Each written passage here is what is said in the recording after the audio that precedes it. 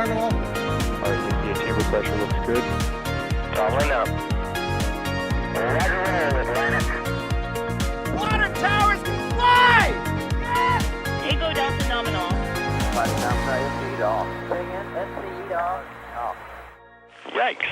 You bet. Concur. We don't need any more of these. What is up, space fans?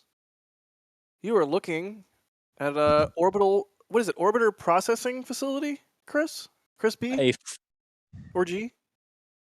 A former shuttle orbiter processing facility, yes. Thank you for now that. known as the Commercial Crew and Cargo Processing Facility, or C3PF. Got it. Well, you were looking at the C3PF. I'm Jack Beyer. I'm hosting a stream for tonight. NASA Spaceflight editor, photographer, streamer, whatever you want to call me. I'm joined by the voice you just heard, which is Chris Gebhardt, our assistant managing editor. What's up, Chris? You're on site there in front of the CPF3. Is that what it was? Yeah, in front of the C3PF. Yes, we are here at the Kennedy Space Center in the shadow of the vehicle assembly building, waiting for the Starliner spacecraft, which will fly the Orbital Flight Test 2, or OFT mission, coming up here at the end of the month. That liftoff is currently scheduled for July 30th at 2:56 p.m. Eastern Time, 1856 UTC. And this is Starliner moving from its processing facility out to Slick 41 to be mated to the top of the Atlas V rocket that awaits it at the launch pad. So big milestone for Boeing today with that rollout of Starliner for their second uncrewed test flight. Got it. So we're not expecting a launch or anything today. In case you thought this was a launch stream, it is not. It is a rollout stream, but it still should be very interesting. Starliner is a cool piece of kit there, I guess, as a British person might say. Speaking of a British person, what's up, Chris B? We're also joined by Chris B, NASA Spaceflight Actual. Good morning, everybody. That's a wonderful segue there. And just speaking about its former life as an OPF, which is an orbiter processing facility for shuttle, you can actually see to the left-hand side of the painted-on Starliner the actual space in the doorway where the shuttle's rudder speed brake would come out backwards, reversing the shuttle out. So you can literally see where the shuttle outline was and the size of that building. But yeah, it's a wonderful ground. Yeah, it really is, because when the shuttle retired, everyone was wondering what they're going to do with the facilities. And Space Florida, NASA, and the commercial partners all put their heads together, and they've really transferred the actual technology of these hangars. They are hangars, but they're wonderfully highly built out for this clean room processing, and changed them into the commercial crew partners. We were expecting Dream Chaser to also be living in the OPFs, but of course, when Dream Chaser lost out on the commercial crew forward plan, Boeing thankfully took one of the OPFs themselves and made it into this now facility, which they can now process up to about 4 Starliners, I do believe, in one go, if the demand was there for it. Excellent. Well, I mean, it's always interesting to see a new spacecraft. I know the Starliner has already launched once, but it's still, kind of a new spacecraft, hasn't gone operational yet. So always interesting to see a new spacecraft coming online, and that's why we're here tonight, is to watch this thing roll out. It's like Chris G said, it's a big milestone. So if you guys have any questions about this big milestone in the Starliner program, feel free to tag NASA Spaceflight in chat, and that helps your question pop up in some software that Michael has made for us. Oh, how could I forget? I'm such a jerk. We're also joined by Michael in the back room, pulling the steampunk levers that make the stream work there. So thank you, Michael, for all that you do. Sorry, I'm a jerk and neglected to include you in the intro. No problem, Jack. Awesome. Well, again, if you have any questions at NASA Spaceflight, that will help us see your questions pop up in the queue, and we will get them answered. Really quickly, thank you, Senpai Banana, for the super chat there. They say best wishes for Starliner. Couldn't agree more. And Anthony Donadio, thank you for the support there, buddy. They say, why are they rolling Starliner so early in the morning? Because nothing ever happens in space world at a reasonable time, right, guys? Oh God, no! Nothing ever happens at a reasonable time in this. No, honestly, a lot of the times when you move in the middle of the night, it has to do with weather considerations, and that might sound weird because you're like, well, Chris, like it's 3 o'clock in the morning. What weather considerations could there possibly be? Well, that's the point. At 3 o'clock in the morning in the summertime in Florida, there usually aren't any weather concerns, but it's not just the fact that it's rolling from the C3PF like a couple hundred feet over to the vehicle assembly building to be mated to the Atlas. It's got to make a multi-mile trek out past 39A, down a beach road, get to Slick 40. Then it's outside. There's no internal point to move it to once it's at the pad. So it's outside as they're hooking it up and getting it ready to be hoisted and lifted on top of the Atlas. And all of that takes time. And in Florida, you have our normal afternoon thunderstorm. So if you've got a potentially prolonged process that you need to get done before potentially bad weather in the afternoon moves in, you start that super, super, super early in the morning. And that's why we are here at 3 o'clock in the morning watching Starliner roll out. Or rather, I should say, awaiting for Starliner to roll out. And actually, what we're going to see today, I mean, it's pretty cool. So Starliner is on its transport right now. If you're looking at this, I'll zoom around a little bit so you can see. So what we were talking about there, that's the big thing with the Boeing logo painted on it, is the C3PF, the former shuttle processing facility, now the commercial crew and cargo processing facility. And that little building right to the left of it is where Starliner is going to appear from behind of. And then as it rolls, it will actually, right in front of us is a road, and it will stop kind of basically right in front of us for a little bit as they do some reconfigurations from the initial roll out of the hangar and then getting it ready for the long haul roll out to the pad.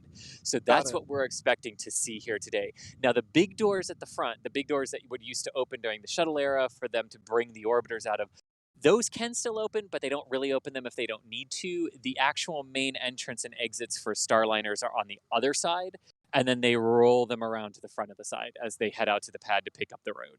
Got it. So that answered my first question personally, was are those big doors going to open, and is it going to come out like like the shuttle would have? But no, it's going to be coming around that white building you said. So very cool. That's what we will keep our eyes open for. And it's actually really cool because it's going to pass one of the crawler transporters too. So that's going to be cool to see too. Excellent. Curveless Sphere, thank you so much for the support. They say coffee for Jack. I don't need coffee. It's fine. It's just midnight for me. What time is it for you there, Chris? Is it like 3 a.m.? It is just after 3:30. Yeah. Yeah, so that'll be coffee for Chris G there. So thank you for going out there early in the morning and getting us some views of Starliner rolling out. And then Rough Riders, last one for now, says, love the new graphics. Thanks so much, Rough Riders. Always see your name popping up. Maybe one of these days I'll ship you those Apple boxes I said I was going to. Anyways. Huh. Say what? I said new graphics. Huh, somebody noticed. Yes.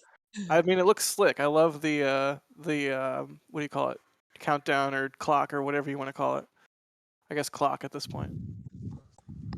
Cool. Okay, I So, will say really quick, if you are good at graphics and you want to help out, message me. But the caveat is these graphics are not just the type of thing you can throw together in Photoshop. They're very dynamic. So preferably like an HTML, CSS, JavaScript developer would be preferred over a Photoshop thing, if that makes sense. very cool. Well, hey, that's kind of a nice Easter egg if you're watching the stream right now. Tuning in to the Starliner rollout. Maybe some of our viewers are more keen to watch other companies' tests. So I don't know, if you're watching this stream, I feel like you're kind of like hardcore, like you're legit. And if one of those people has graphic design chops, then hey, we'll probably get some good stuff out of them. So message Michael. All right, let's go with some questions. How about some questions here? Here's a easy one right off the bat. I'll lob at you guys. Chris B maybe can answer this one.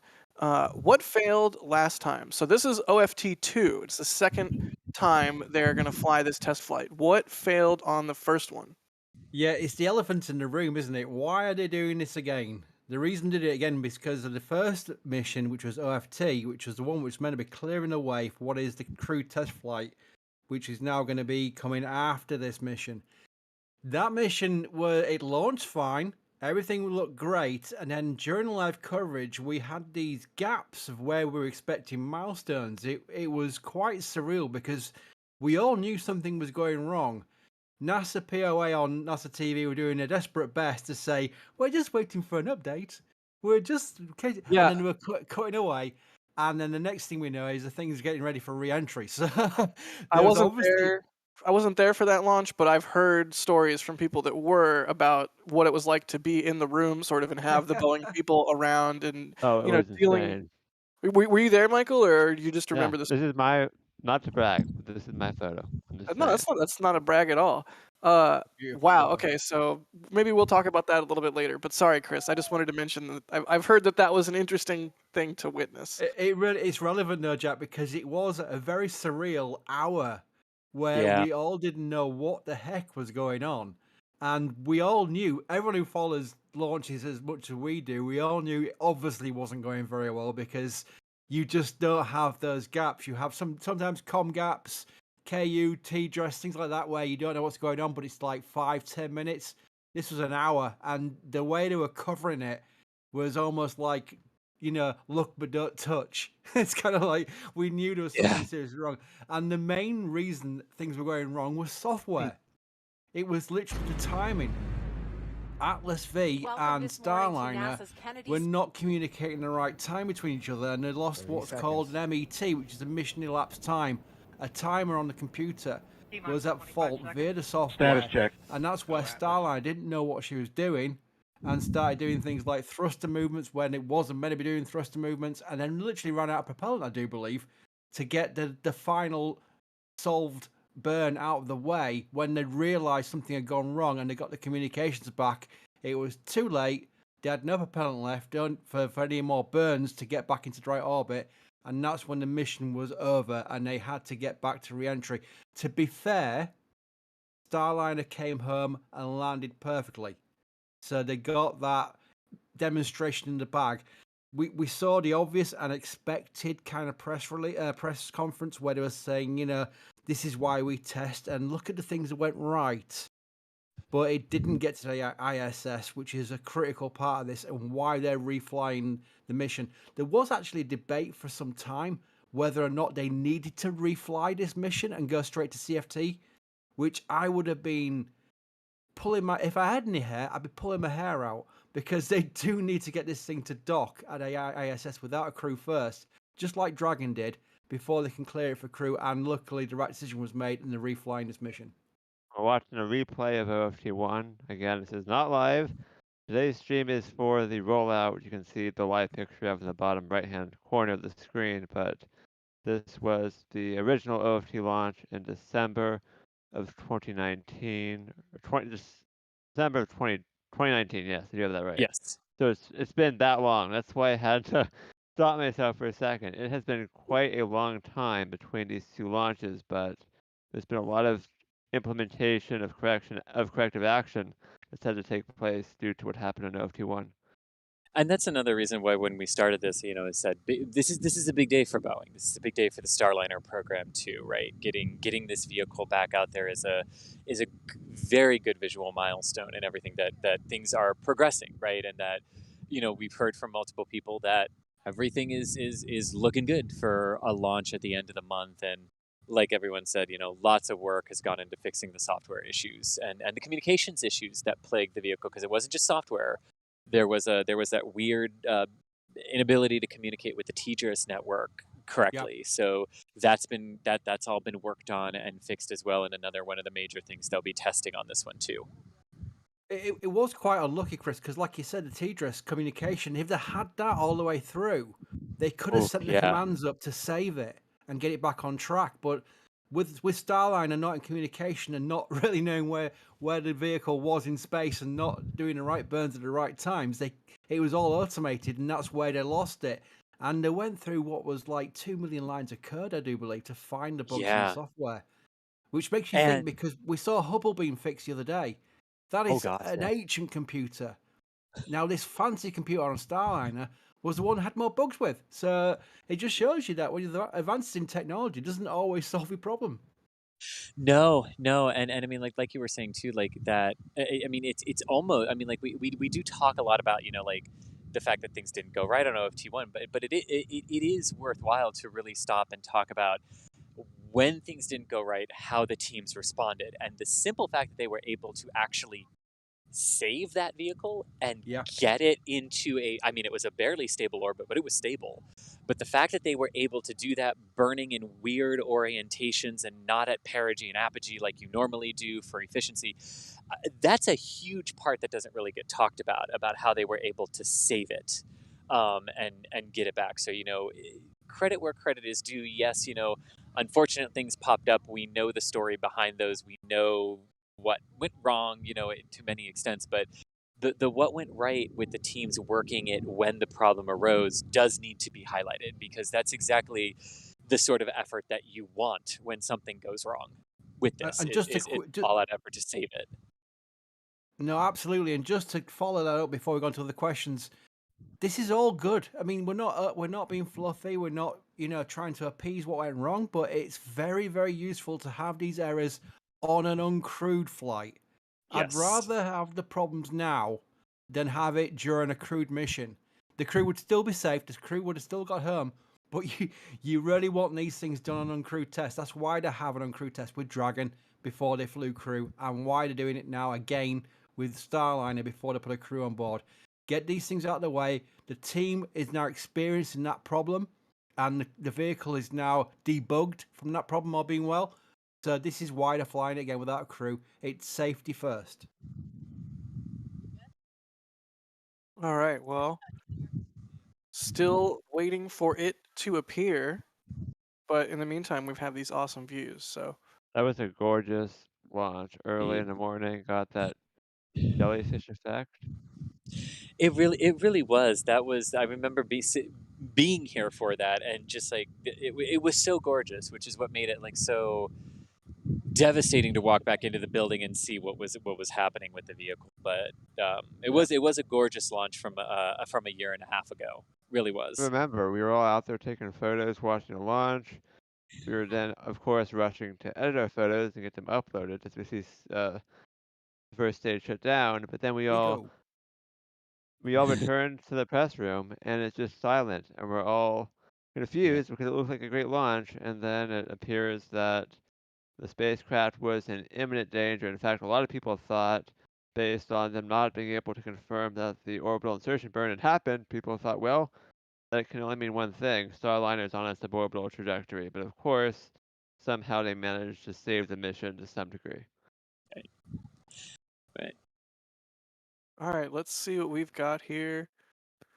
We got a lot of really good questions from everybody. Really quickly, though, thank you, Jean-Marc Legister, for your quote normal donation. Much appreciated. Keeps the lights on at NASA Spaceflight and lets us do streams of all kinds. Lieber LR 11350. What's up, Frank and Crane? Thanks for the new membership. And Peter Ford, thank you for the 20 pounds there.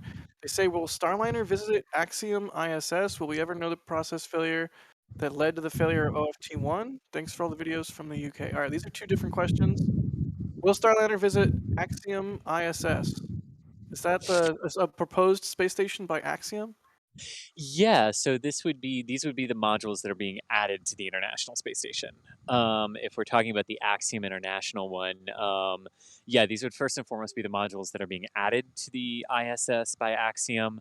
I believe the docking ports are going to be located on the Axiom modules, so by that, yes, Starliner will visit them. If the question is more in line of like, will Starliner do the Axiom flights? Like, we already know that SpaceX is doing several Axiom missions, transporting those private astronauts to and from the station. Will Starliner do those as well? If that's the question, the answer is Starliner is available to do those.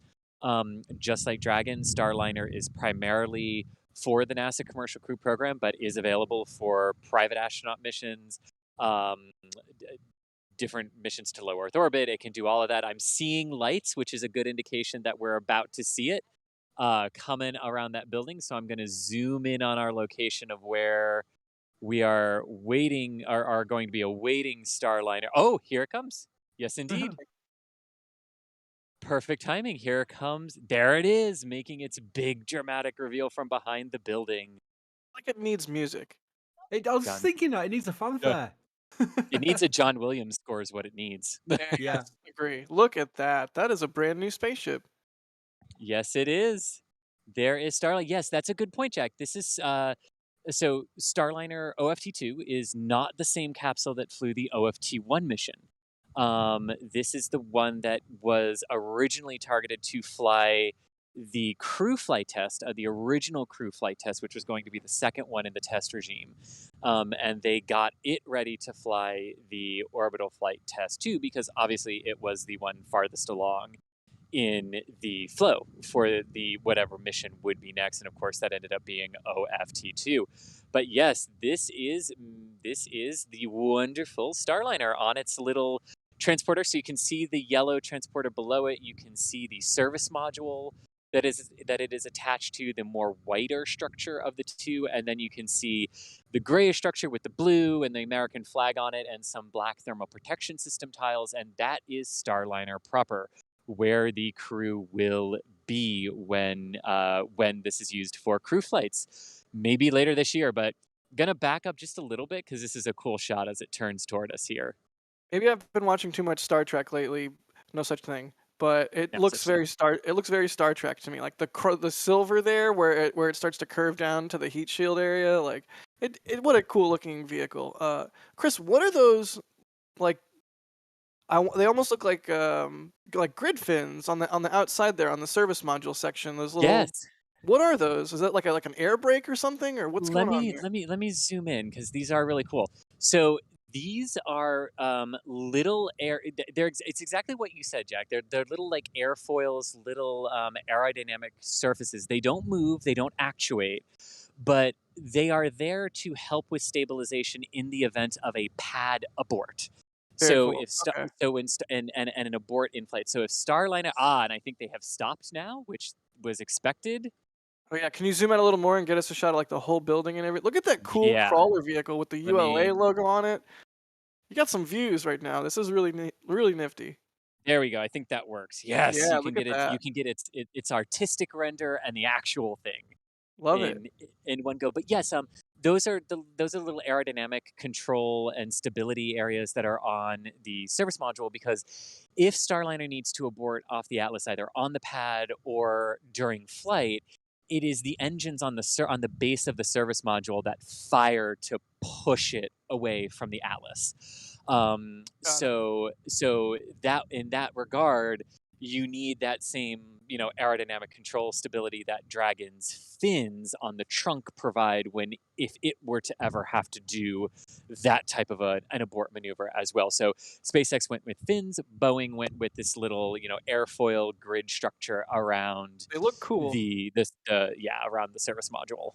I mean, how much money would you pay to drive this little transport vehicle? I mean, A bit. yeah, I could, Well, a good amount. But I've asked enough of my own questions selfishly. Let's ask some of the viewer questions, of which we have a nice pile. Let's see. If this test flight goes well, when is the first operational mission going to happen? Asks Laura Skinner. First operational mission is not known yet. So let's break that down because it's a good question with a few different answers actually. So if this one goes well, if OFT-2 goes well, the next one that's up is the crew flight test. So analogous to Demo 2, right? There will be 3 people on Starliner. Mike, Nicole, and why am I blanking on the third person? I'm so sorry to whoever the third person is. I'm blanking on the third person right now. There will be 3 people on this particular test flight on the crew test flight for Starliner, which would be another about a week-long mission up to the International Space Station. That is technically a test flight, and that is no earlier than the end of the year. Not to be surprised if that might slip into 2022, just given data reviews and natural slips and stuff to schedules. But if the crew flight test goes well, then there's the interesting balancing act, and it would basically be fall of 2022 for the fifth commercial crew, full duration rotation up to the International Space Station. From what we understand, Boeing has a different naming scheme, so it wouldn't be called Crew 5. But out through Crew 4 on the SpaceX side of things, there are already missions, so it would be the fifth, but we understand that it's not going to be called Crew 5. That's SpaceX's internal designation. Boeing will have their own designation for what their operational crew flights will be, but it would basically at this point be fall of 2022 because that's the next one that's left for the International Space Station crew rotation programs that hasn't already been assigned for training purposes. Got And it. it's What are Starliner number is the Boeing convention. Starliner number. So there we go. So this would be Starliners. Yeah. So we'll have Crew 4 in spring of 2022, and then in fall we'll have Starliner 1. Thank you, Michael.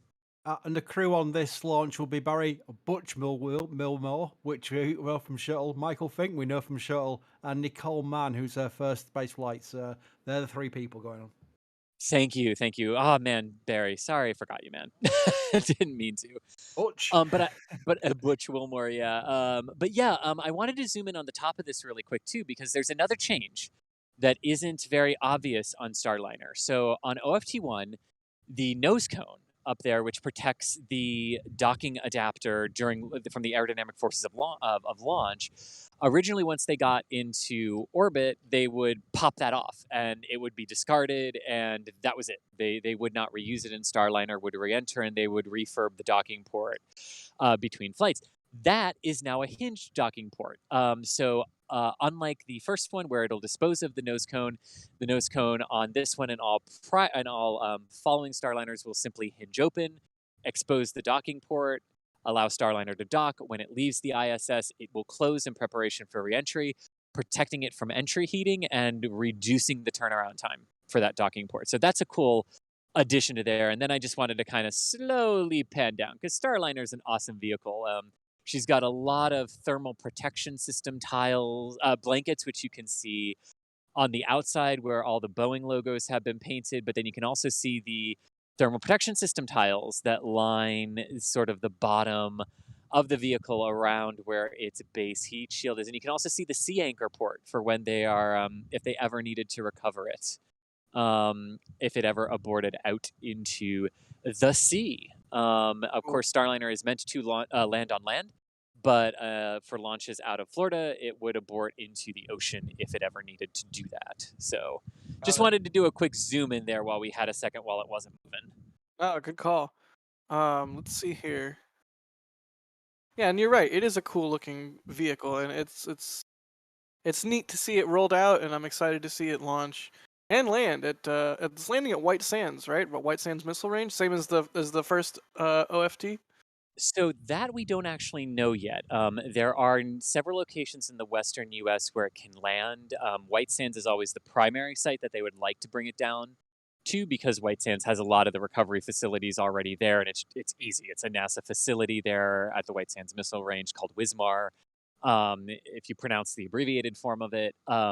But they also have landing locations in Washington, in Utah, in Oregon. So they have a lot of locations in the western U.S. that they can land on for weather considerations. So sort of like the Falcon, sort of like Dragon has 7 or so locations in the Atlantic and the Gulf that it can land on, and they just choose based on weather. That's very similar to Starliner, only they're just choosing the location over land.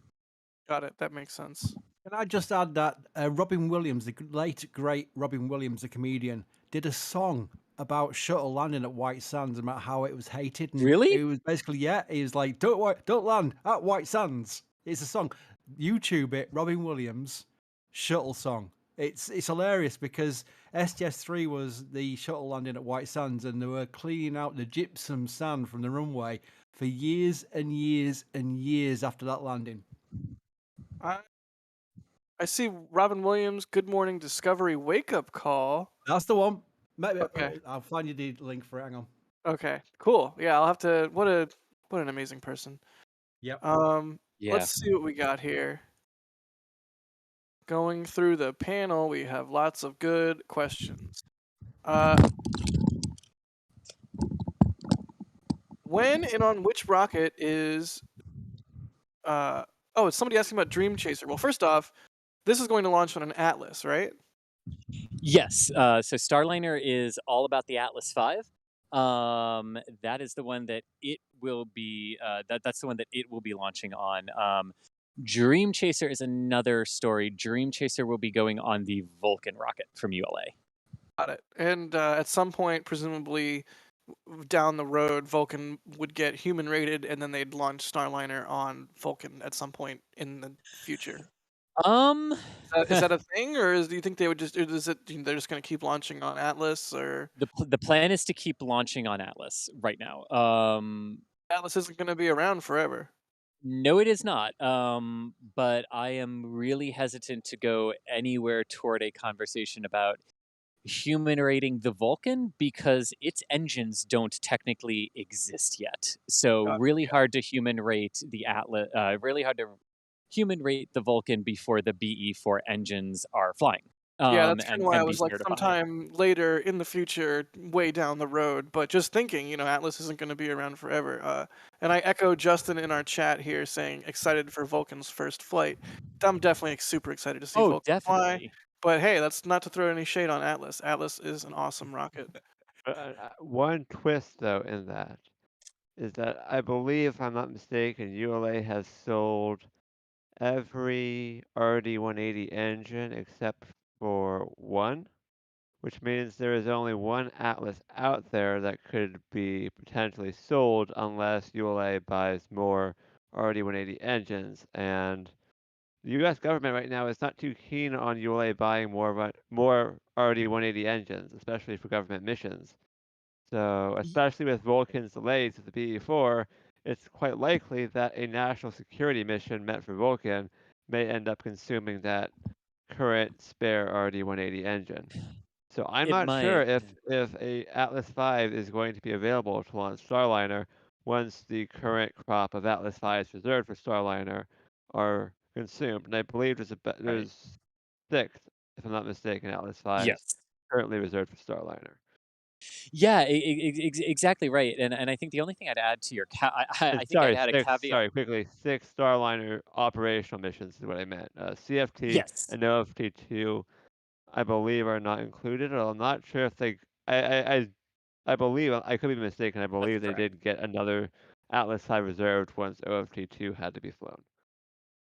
Yes, correct on all counts on that last part. And I think the only caveat I would add to the original caveat of what about the engines is there's a real tricky thing because like it depends on how you read that contract where like is it government missions that they really don't want or is it like classified DoD missions like there might be some wiggle room in there as to whether or not they could buy some more RD-181s from Energia if it were not for classified missions, but it's all very weird, and we don't really know the details on that because no one really thought when this was created that we'd be in this situation with the BE-4. But yeah, And just wanted to add BE-4 that one thing. is going to, without a question, be human rated at some point. Blue Right. Origin has definitely has their own capsule in the works. That is a pretty. It's never been officially confirmed, but it's kind of a terribly kept secret at this point.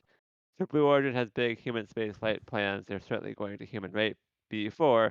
So by the time Starliner has flown 6 times, hopefully BE-4 will be in a different state than it is in today. But that being said, human rating a rocket is not easy beyond just the engines. So we'll see how it goes for Vulcan.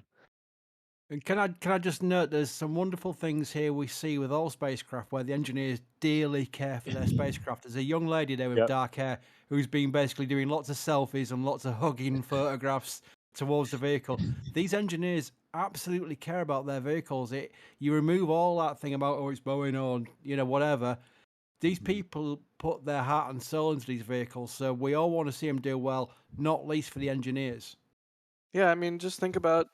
I always think about, if you have a payload on a probe or a science payload on a rover, or if even, if you're working on something terrestrial where you have a big study that you've been working on a long time, and that sort of thing takes up a big chunk of your life as a, working human being. It can take years and years for that stuff to get fully realized, and it's the same for these spacecraft and rockets and all that stuff in development. It takes years. I mean, it could be a big chunk of your professional career having worked on this, and it's definitely, we want to see it do well because one, it's cool, and two, nobody wishes ill on others like that. So I have a lot of questions about the transporter that we're looking at. Does it have a name? Who makes it?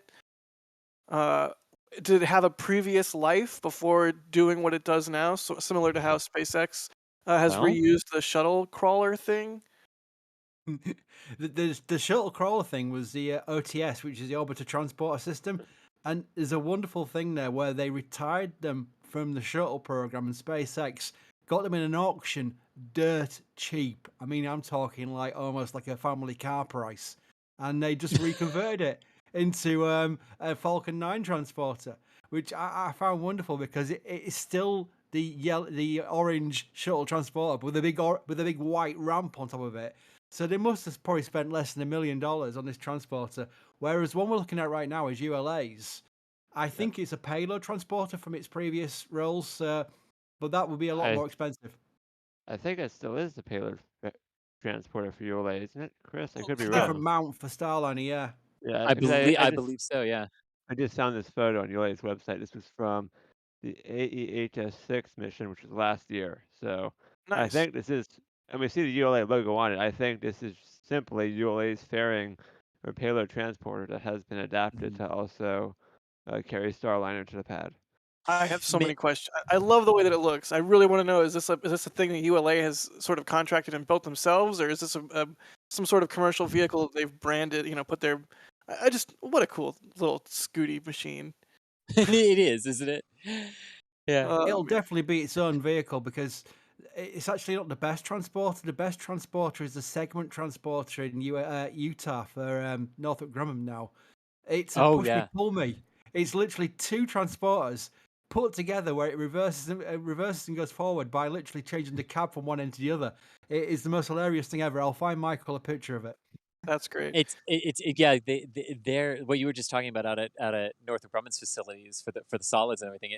It's like the equivalent of the crawler transporters where they can't turn around. So there's a cab in the front, there's a cab in the back, and when you want to go backwards, you just go to the cab at the back and drive it forward, and you go backwards. Like, So great. Very cool. Yeah. If anyone has ULA's ear, and then in the near future, you need a question to ask them. Ask them what the name of this thing is. there is a U there are two ULA reps here. I'll see if I can flag one down. Actually, I Julie think you might should know. flag one down and ask when we're invited to come live stream a tour of the transporter. Well, yes. Hold on to that. Here's a When is question. DOS allowed to drive it? Just for a short bit. Oh my. Yeah. We promise not to crash. NSF Mobile. Yes. That's. I mean, oh my god! I said I would pay a good chunk of money to drive it myself, but I would pay even more to have DOS drive it and narrate what he was doing. When Desert Bus with this transporter. Let's see. And quickly, Jack, Chris did Yes. find me the other Chris did find me the photo of the Northrop Grumman thing, so I'm going to pull that up Okay, yeah. if I can get it to open properly. It is actually called the push me pull me. Nice. Push, yeah, from the Doctor Doolittle. Sorry, technical hiccup. No I worries. got it though. I'll put it in chat if it. Yeah, I got it. I got it. I'm just doing too many things at once, but I do have it. The ULA escort truck has moved into position, so they might be getting ready to start or getting ready to maybe start the process of rolling it again. But no one's in the cab yet, so not imminent just yet. But That. the Thanks the for the heads escort up. vehicles have arrived. And look at that. Is that push me pull me thing transporting Yeah. a solid rocket motor segment? Segment, Yes. yeah. Moving a segment. God, Utah is so cool. Solid motors are cool. All right. Very And we're cool. going to reach out to Northrop Grumman to let DOS try that as well, Chris. Yes. Yes, Sure. let's try that. Okay. That would be amazing. Oh man, just DOS drive. It would be like Dirty Jobs, but with DOS instead of Mike Rowe, and instead of Dirty Jobs, it would just be weird vehicles. I would. Oh, Weird space vehicles. yes, that would be so good. Okay, I digress. Let's see what we got here. questions from y'all because you have a lot of good ones. And don't forget, you can at NASA Spaceflight, and we will see your question. And that is how all of these have been added to the queue now. Is it fueled right now? Yes, indeed. It is fueled with its hypergolic load for its reaction control system and its orbital maneuvering and attitude control system (MCAS). I think is what. Orbital No, maneuvering. MCAS was the bad 737 thing, wasn't it? MCAS was the bad 737 thing. Did I get that wrong? OMAX. Sorry. OMAX. OMAX is what they call it. I'm so sorry. No I did not worries. mean that. OMAX. No worries. Let's see. I hope this thing doesn't have MCAS. Oh God. Anyways, Oh uh, God, I really didn't mean that, Boeing. If you're listening. all right. Here's a question. Where are because we're talking about the fuel. It is fueled right now. So here's a question that Yeah. follows up on that. Where are the abort motors? Because Yes. on So Dragon we see like those big pods with the Draco thrusters. Where is uh, is this the reaction control? Sort of those two little white holes, or is that an abort motor setup? so yeah, so so let me zoom in a little bit because yeah, this will help. So the ones you see here, the sort of white ones with the around with black around the edges of them, Yep. those are the regular reaction control system thrusters, the small little attitude thrusters that you use to move yourself to different orientations in orbit. Got it. The OMAC engines, the orbital maneuvering and attitude control system engines, are on the base of Starliner's service module, so you cannot actually see them here. They're firmly underneath it there, and those are the engines that would also be used to abort away from the vehicle, Got it. from the Atlas if you needed to. Very cool. All right, let's see what else we got here. Good question there. Bum bum bum. It has Windows, right? Marcel Kern is asking about Windows. It does have windows, yes. It very much does have windows. Oh, the driver's getting back in the vehicle, so we're going to be booming here in a second. It does have windows, yes. You cannot really see them right now. When you move spacecraft around outdoors, you always have the windows covered. You never uncover them until like the final thing on Starliner, until you have to pull it in the vertical assembly building um, before it rolls out to the launch pad. Got it. For Yeah, I mean, it the is Florida after all. You never know if you're going to get golf ball sized hail arbitrarily out of nowhere. Exactly. Yes. Let's see. Good question. Here's a question. Can either Dragon or Starliner boost the ISS?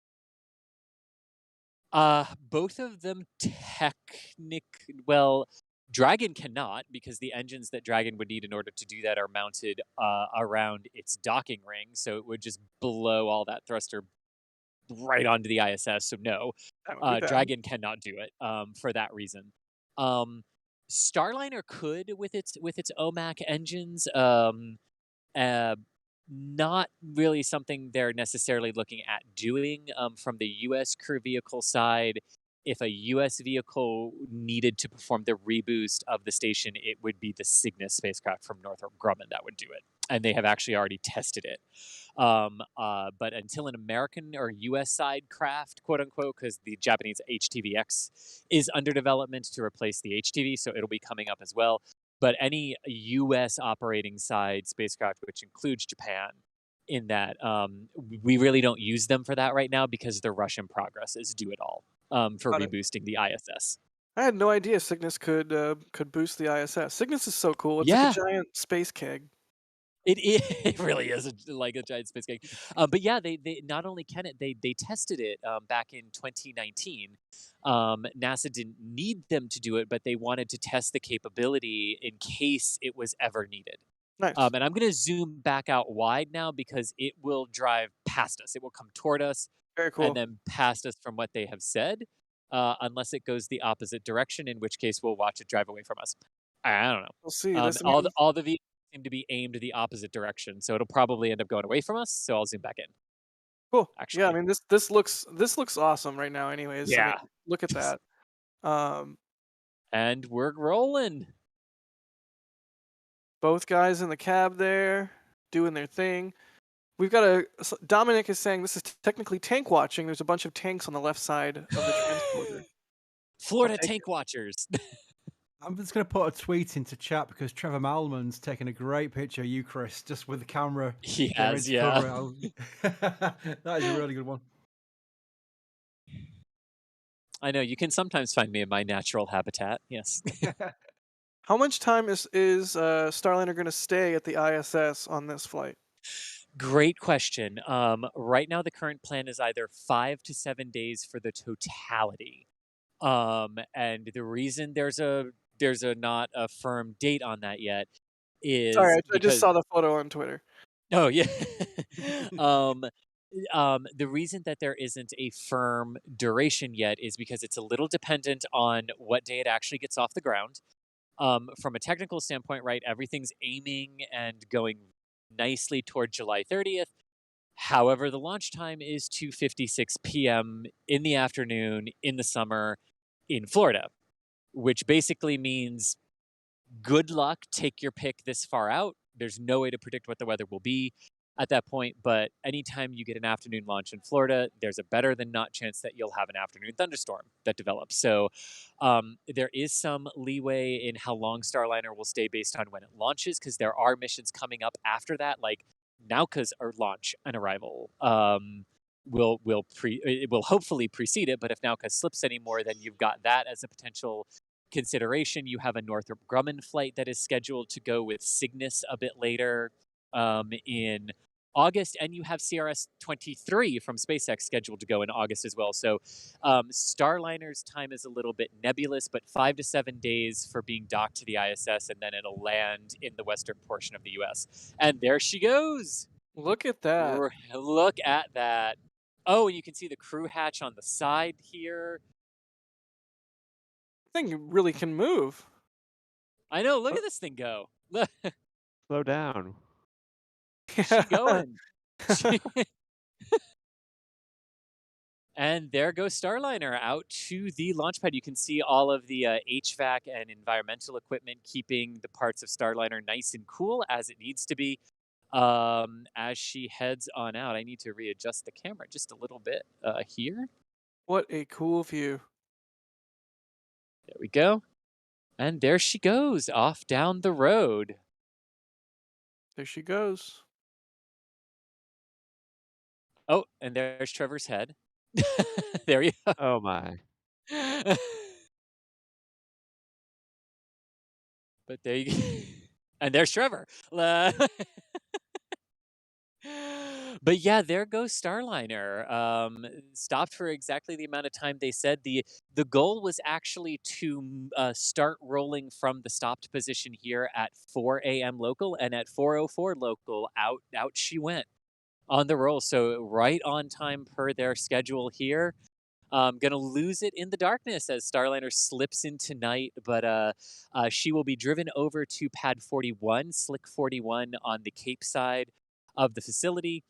They'll take the road that goes out past the vehicle assembly building, out past 39A, and then pick up the beach road that heads and arcs out toward 41. And then once it arrives at 41, they will attach a big hoisting and mating crane to it. And hopefully later today, if all goes well and weather permitting, Starliner will be attached to the top of the Atlas V rocket there. You can kind of still see her out in the distance there, passing some of the other processing facilities here.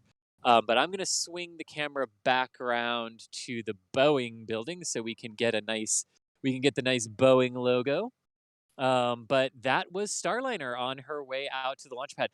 Unfortunately, we are not. Unfortunately, we can't follow for security reasons. There was a whole list of things we had to abide by too, like in case some of the propellant leaked and everything. So we're not allowed to follow out to the pad for security reasons. But really grateful we were able to be here and bring you the rollout. Big thanks to Boeing and thanks to NASA Kennedy Public Affairs too for the access. Yeah, you Here don't want to today. be around if any of that fuel starts leaking. No orange, spicy clouds, please. Exactly.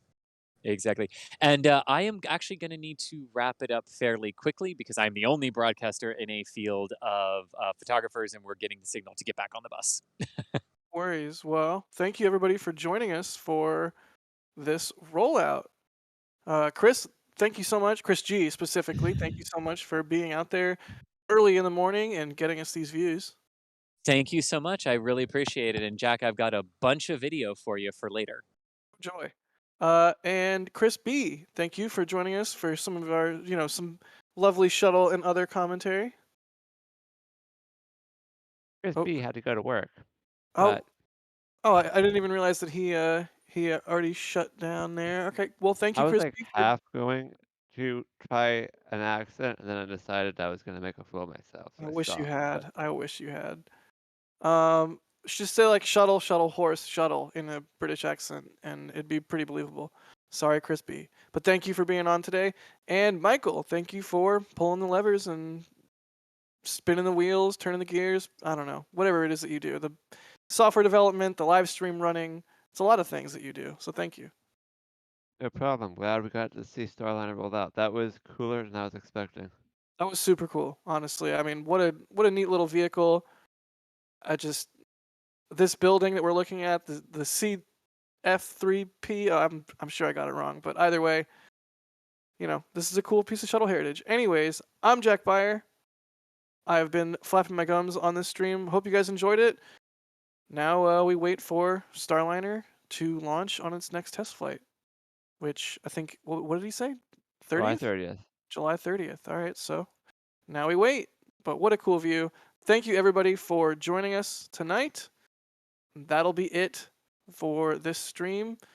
You don't have to go home, but you can't stay here. Maybe go check out our 24/7 Starship Starbase stream there. It exists 24/7. Go check it out. Hang out there if you don't want to go to bed or stay doing whatever you're doing during the day. All right. Good night, everybody.